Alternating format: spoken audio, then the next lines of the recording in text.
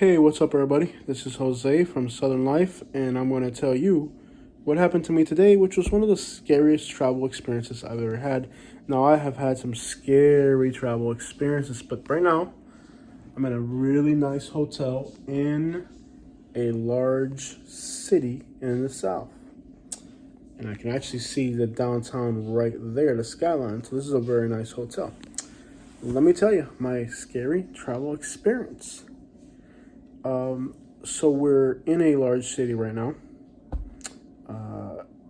You guys will find out what large city that is within the next 24 hours. I don't want to spoil that. But let me tell you what happened to me. I go to the ATM, and we're about 4 or 5 hours from home right now. And I have cash on me. When I travel, I like to have money in the bank and cash, a little bit of both, so that if one of them fails or if somebody sticks me up or whatever crap happens or my card gets cloned, the next thing I always carry both things on me so that I'm always covered. Because I've had some really scary travel experiences in the past. Like, for example, one time my transmission broke in Jacksonville, Florida, hauling a trailer. That was about a 6-hour from home adventure. Somehow I made it back. It was a very scary story. We drove from Jacksonville to Ocala to a friend's house where I was able to park the truck and trailer at his house. Ironically, me and this guy are not cool anymore because he posted something very hateful on Facebook. And in real life, we had a great relationship, but due to his social media posts that were very specific, I had to delete him. But at the time, me and this guy were cool. Broke down in Jacksonville. I drove with a broken, burnt-out transmission all the way to Ocala, parked the truck at his house, because I couldn't just leave the truck and trailer in Jacksonville stranded somewhere. Trailer wasn't even mine. It was a company trailer. Then, in Ocala, there was an event, and somebody in the event that I didn't like, I knew this person, but we were not cool. We had a hobby in common. Not cool with this guy at all. We don't like each other. In fact, he was actually terrified that I was actually planning to hurt him because we and him had a very shaky background, but I knew he lived in Naples, so I actually had my Puerto Ricans kind of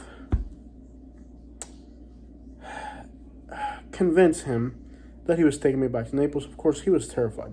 He didn't want to do it, but there were some Puerto Ricans from Lakeland, and they knew me off social media, and so I told here I am in Ocala, Florida, at a pigeon racing event. A pigeon, not even racing, it's like a pigeon event. And I have a pigeon racing channel, which at the time was like the hottest thing in the whole pigeon world. It's almost up to 50,000 subscribers, even though I don't upload to that channel anymore. I kind of quit on that channel for a lot of different reasons. Some of the reasons you can kind of predict just by the nature of this content, of this little story here. But anyways, so I'm in Ocala, Florida, and my truck's burnt out. Me and Katie have a suitcase of our clothes and like $300 on us. That's all we had. Parked my truck at somebody's house, which was a mutual friend, whatever.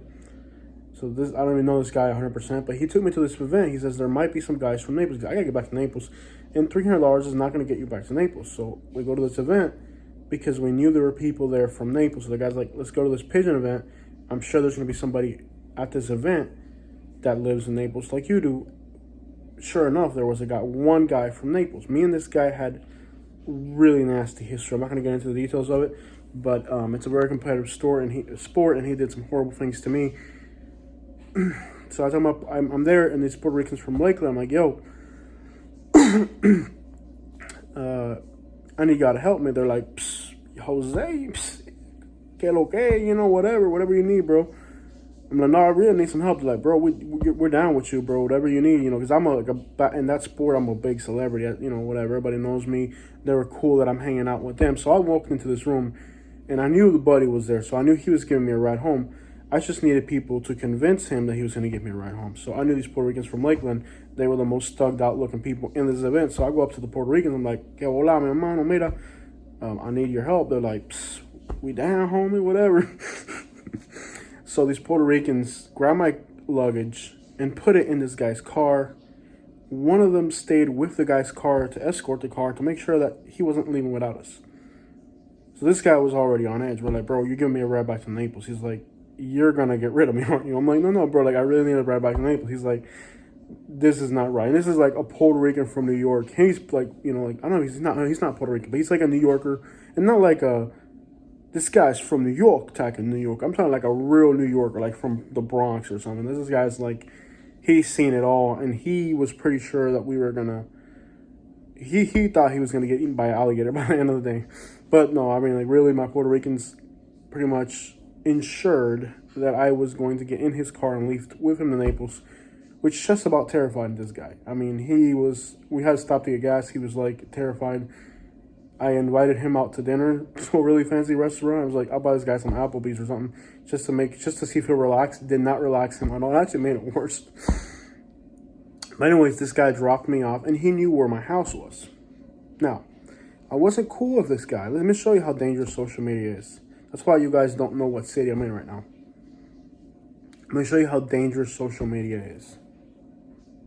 This guy was not cool with me, met me in social media, but I didn't have to tell him where my house was because he was previously stalking my house on social media. He knew where I live. He was stalking me, and he was planning to hit a lick on me, except for I outsmarted him on the lick. He was actually stalking me, so he knew where I lived, even though I wasn't even cool with him, and he only knew me through social media. He was trying to hit a lick on me, but I outsmarted him, and so that's social media for you. Anyways, to end that story, that's how I got back from Jacksonville to Naples. That was a scary travel experience, and somehow miraculously through that whole experience, I was able to make it back, and all I had to do was buy this guy who I didn't like Applebee's. Terrifying experience. Made it back home with $296. Another scary travel experience I had. Sebring, Florida. Middle of nowhere in Central Florida. I was doing some fishing videos because I also had a YouTube channel about fishing. Tire blows up going like 90 miles an hour. But, my family, I had to wait till like 5 o'clock until Katie's mom got out of work. And like, it was a horrendous experience. But, we got back and we had to park the car in a really scary country place where we thought our car wouldn't be there when we got back the next day. Somehow the car was there. I talked to a few locals that were fishing there, and they told me, chances are your car won't be there tomorrow when you get back. But we came back and the car was there. Or they said at least the wheels would get stolen because it was an area where there's a lot of, stuff going on at night. So they thought for sure something would happen to my car before I got back. But it didn't. And what I did was I parked it somewhere where people were fishing, so if somebody drove by, they would think that somebody was at the spot fishing. So that kind of saved me from getting my car, because they were like, for sure that car won't be there in the night, or at least it will be destroyed, stuff will be gone, because it was a really rural place, horrible place in Central Florida. That was scary, but we got the car back. And we got back home. Today's experience, a little different. We go to this ATM. We put our money into the ATM. And that's okay. I said, Katie, we have give me $300. Stick the money into the ATM. And the ATM says, there's a problem with this device.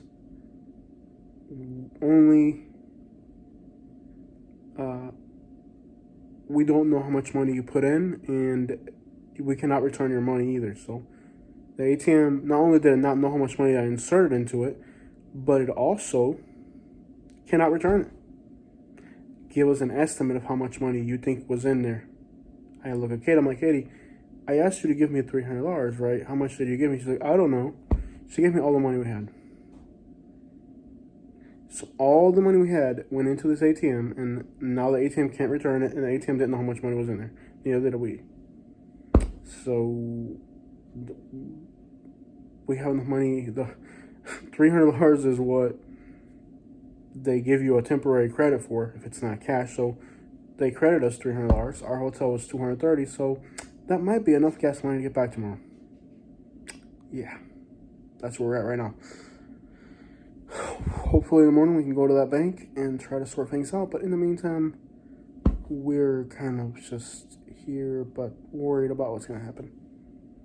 that is a scary travel story that's not over yet. So, and if you're wondering why I won't stay at a cheap hotel, that will have to be a different video. But basically, no bed bugs, horrible stories as well.